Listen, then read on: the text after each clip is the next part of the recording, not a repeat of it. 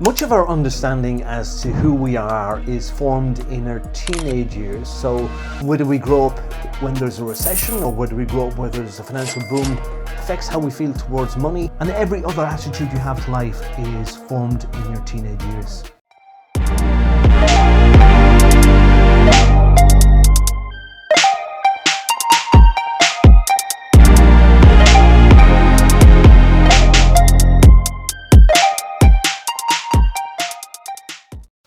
We're the happy headers. And do you think, Paul, we are trapped in our teens? Definitely. Oh, do you? Definitely. Well, I think Paul is trapped in his teens. I'm trapped. I'm a teenager. I'll never grow up. Never mature. I'm told that every day. But most of my growing up, I was born in the 60s, so most of my growing up was in the 70s, where there was massive inflation, there was petrol shortages and everything. I remember my father queuing up at the garage you could just get a gallon of petrol to be about 20 cars. Jesus. There was some oil crisis on, and you were always told things, there's no money for that, there's no money for this. Yeah. And I grew up with that attitude. Even during the Celtic Tiger, when things were booming here, I still had to think, there's probably no money for that, and you have to hold on to money. It's very interesting, because I remember my parents were very frugal with money. Do you know, they were careful with their few pound and all of that. But I grew up like a free spender. Do you know, like if I got That's money, why they had no money. I spent it. That's why I was put out to work when I was 14. That wasn't a bad idea. Actually, you should check out our child labour there from last week. Exploitation of children. But definitely, like the minute I started earning money, it was like it was going out of fashion. It was like it was burning a hole in my pocket. But you see too, your health and your well-being. If as a teenager you learn to be in the fitness side, I was always into fitness. I was always running. I was always doing stuff. I was doing marathons. I did most of my marathon running when I was in my teens, which was a completely wrong age to do it. I should have been in my 20s or 30s. I actually stopped doing marathon running when I was 24. So I retired way before I should have. Yeah. But I still have this attitude. I still have this part of my core identity to try to be healthy and fit. And even if I do let things go a bit, there's a kind of something kicks in that goes, no, you need to start training again. Get back again. But then the counterpoint to that is if you learn to drink as a teenager, that forms your attitude to drink when you're older as well. Well, I agree and I disagree, I suppose, with that statement, because I think the people are able to change, you know, and I think whatever habits you form in your teens, you can change them. Well, you see, this is it. This is the difference we're talking about. If you work on yourself, if you do some work, self-development, confront your demons, any problems that you have. But many of us wouldn't have done that. Yeah, I see a lot of people out there that's really stuck in their ways. You know, they do the same thing, they wear the same outfits, the same type of car they drive all the time, you know, it's mad. But you see, I noticed, Siobhan, when I help people give up smoking, and I get them to connect with their association to cigarettes, and what's your initial association? Oh, out with the lads or the girls, teenagers, drinking and smoking and the crack, and they go, so you have a positive association with smoking. You're 54 now, are you still like doing that? And they say, well, it's as if they hope that the association is still there and they can kind of keep things alive. Yeah, I think a big realisation for me with cigarettes was I was nearly doing it to stress relief, you know. Yeah. So it was really the breathing I needed to do and not the cigarette. You know. That was just the addiction to the nicotine. It was crazy. Well, but then after coming to Paul, there's a whole new different video on that that can explain more about that. Amazing. That you're not actually addicted to nicotine, but you're addicted to the behaviour.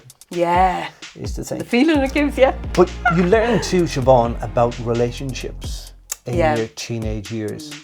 And that can shape your whole attitude to relationships, especially in your 20s, 30s. I mean, it's a massively important part of your life. I often think that the teenage years between 12 and 17 are the most difficult, the most challenging, because you have so much to learn in that short space of time about changes in your body, and then you go from that into changes in relationships. Now you realise that romantic relationships are a thing and all of that, and you're kind of learning from your parents. Were you looking for romance though in those early relationships?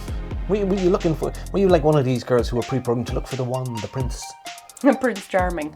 Did you find it? I'm afraid I was actually, yeah. Were you? I think so, yeah. And I definitely, was not ever satisfied. Do you know what I mean? I skipped from one boy to the next when I was young. I don't know, it's different for fellas in that we were kind of going, how far did you get?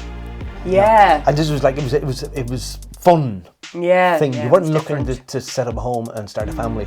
None of that was in your head. I had a great boyfriend actually when I was about 14, and he was mad into me and everything like that, and he wanted to just have a, you know, monogamous relationship, but I just got fed up with him after a couple of months and broke up with him. No, yeah, that was it. I went on to somebody else. The poor fella. Terrible.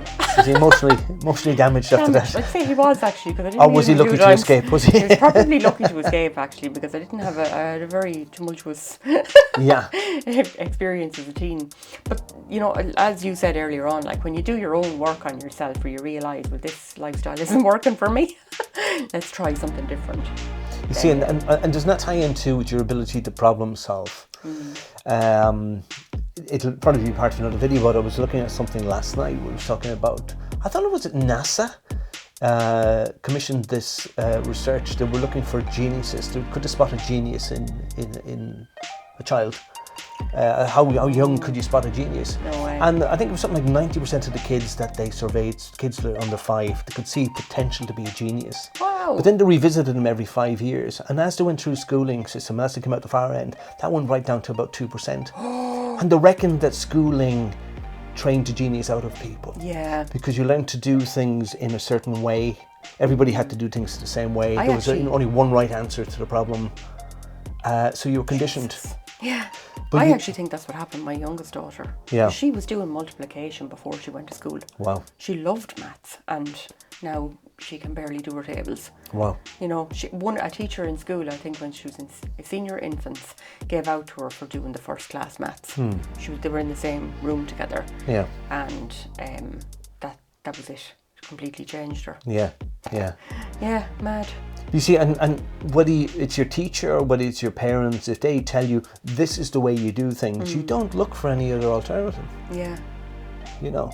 So she used to sit down and she'd have her maths done in 2 minutes. Yeah. Whereas if you had somebody, somebody who was really good at, really encouraged us playing football and whatever, and we're trying to work out how to get at the opposition, and you kind of go, what do you think? And how do you think? And what way does that guy play? And if he has a vulnerability, where would it be? It got us to think.